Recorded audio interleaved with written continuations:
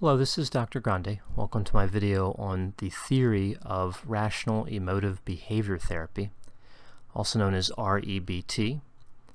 REBT was developed by Ellis and focuses on irrational beliefs and ideas and disputing those irrational beliefs and ideas and replacing them with rational thinking and a new philosophy that involves rational thinking. So let's take a look at the theory of personality behind REBT. REBT is often thought of as a cognitive behavioral therapy, and I believe that is the most accurate way to categorize REBT.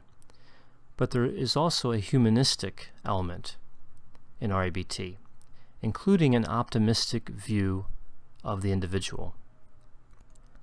Under the theory of REBT, individuals are important and goal-directed. Also under this theory, individuals have the ability to rationally think.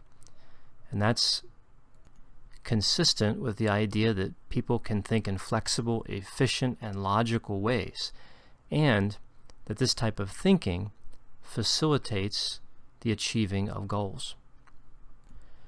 Another important concept in REBT is the concept of responsible hedonism. In REBT, there is the belief that individuals have a tendency to focus on short-term goals, and that can be irresponsible in some instances. So REBT promotes responsible hedonism. That's balancing long-term and short-term goals and making sure that all the goals are positive and that none of the goals cause any harm to other people. Early learning experiences are important in REBT.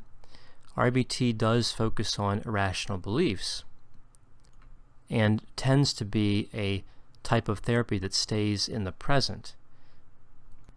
But under this theory, it's thought that individuals tend not to challenge information learned at an early age, and that sometimes this information can be thought about in an overly rigid manner, and that can become problematic. That can lead to emotional disturbances. A counselor using REBT is probably not going to focus a lot on early learning experiences, but rather how to dispute irrational thinking. But it is part of the theory of personality in REBT. So let's take a look at the cause of symptoms in REBT, and you can see that the main cause is the presence of an irrational belief system. And this irrational belief system contains irrational ideas. And in REBT there are many irrational ideas. I just have a few of them listed here, as these tend to be the more popular irrational ideas discussed in REBT. So the first one I have here is one must always be competent.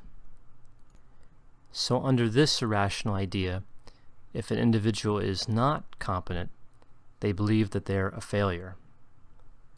So there's not really room in the thinking to be competent in some areas and not completely competent in others. Another irrational idea is one must always have approval.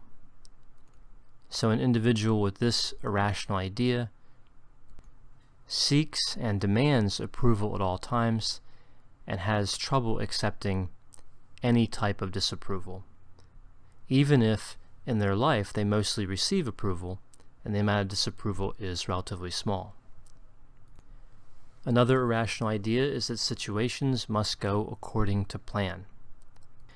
And with this irrational idea, if a situation does not go according to plan, then it would be catastrophic.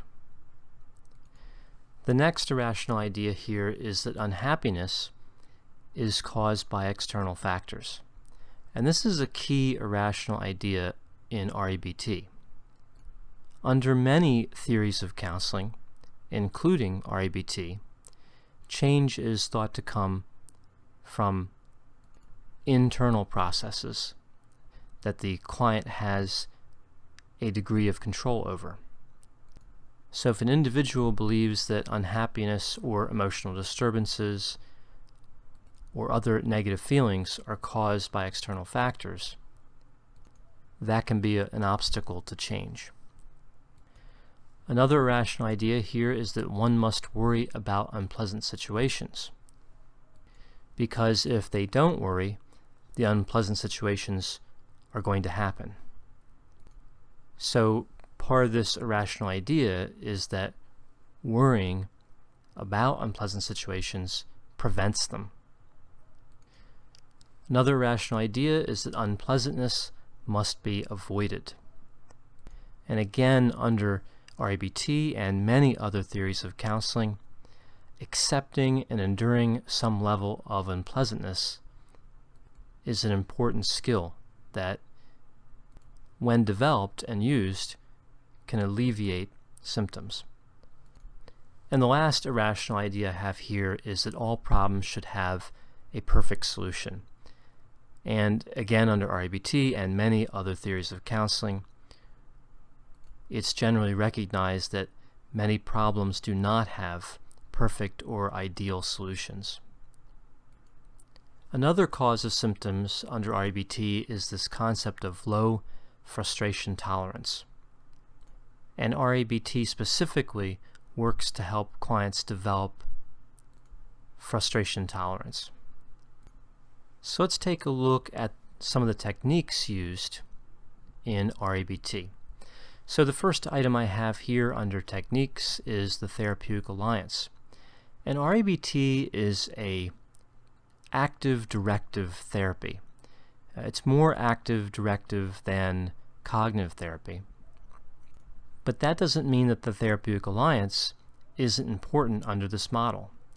Again, REBT counselors have an optimistic view of individuals, a positive view.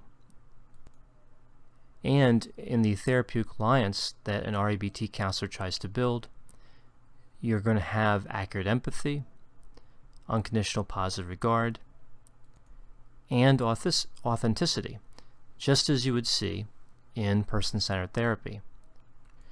The difference between the two, other than the addition of all the techniques that REBT has, is that the accurate empathy is most likely not as pronounced in the practice of REBT.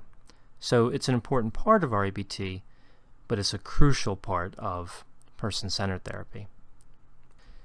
The authenticity component, I believe, would be used at about the same level between the two therapies, and the unconditional positive regard, or the non-judgmental stance, I believe would be used equally between these two therapies. The idea of a non-judgmental stance is a key part of REBT. So the next technique we have involves what Ellis referred to as the ABC model. The A stands for activating events, B stands for beliefs, and C stands for consequences. And these three constructs interact with one another. So when working with clients, if you're taking a look at activating events, you're helping the client to recognize activating events, stressful situations. This is also sometimes referred to as adversity. Then, moving to beliefs, an REBT counselor will help the client to dispute irrational beliefs that are activated by the activating event and replace these irrational beliefs with rational beliefs. And a rational belief is more based on preferences instead of demands, and is flexible, realistic, and useful. And then moving to consequences, at this stage, the REBT counselor will help the client to evaluate the effects of using the new rational beliefs, the rational thinking, and see what change in the consequences occurred. So in taking a look at this ABC model, A key part of this is the belief that between an activating event, adversity, a situation, and the consequences, we have this construct of beliefs. So beliefs are in between. So someone really doesn't move right from an activating event or situation to a consequence. Rather, that activating event gets processed through a belief system. It's perceived in some way. And it's an individual's perceptions that shape the consequences. Moving over here to the right side of the slide, with more techniques, we can see that the next technique is to help the client develop a new philosophy. And part of the development of this new philosophy is this concept of unconditional self-acceptance. And this is another key construct in REBT. So what Ellis believed was that person-centered therapy really encouraged unconditional other acceptance, which wasn't an entirely bad thing, but it was not the ultimate goal in terms of acceptance, but rather unconditional self-acceptance was the ultimate goal. So in unconditional other acceptance, an individual could appreciate that a counselor could accept them just as they were. And that's important and usually leads to some type of positive change, or it can lead to some type of positive change. But Ellis believed that was not enough. He believed for a client to truly eliminate or greatly reduce emotional disturbances, they had to have unconditional self-acceptance. They had to accept themselves unconditionally, independent of what a counselor or other individuals believed. Another part in the development of new philosophy is to clarify the values that the client has and to find meaning and purpose in life, which sounds a lot like existential therapy. A few other techniques I have listed here. We have role playing. This will be done in the session. Another technique is the shame attacking exercise. And this is when a client is asked to go into public and do something legal, but that would draw unwanted attention. This is not a technique that we see much in modern REBT, but it was a key technique when REBT was designed. And the idea behind it is that the individual goes out into public, they engage in a behavior that draws unwanted or potentially negative attention, and that after the experience they realize that they survived and they're okay. So it's thought to build resilience. This technique should only be used with caution, and a particularly high level of caution at that. Next we have reframing, and this is a popular technique across many of the cognitive behavioral therapies. And this is when a problem or difficulty is looked at from a different, usually more positive perspective. Ellis believed the use of humor was important in counseling, and that's one of the techniques used in REBT. Then we have acting on rational beliefs, and this is a behavioral technique, so that when a rational belief is identified, the client would be encouraged to act on that rational belief and then evaluate the consequences of acting on that belief. And the last technique I have here is homework. And again, homework is fairly popular in many of the cognitive behavioral therapies, including REBT. Taking a look at the goals in REBT, the first one I have here is rational thinking and beliefs. So helping a client to develop rational thinking and beliefs to replace irrational beliefs. Another goal is to decrease self-defeating behaviors. REBT looks to lower levels of emotional disturbance.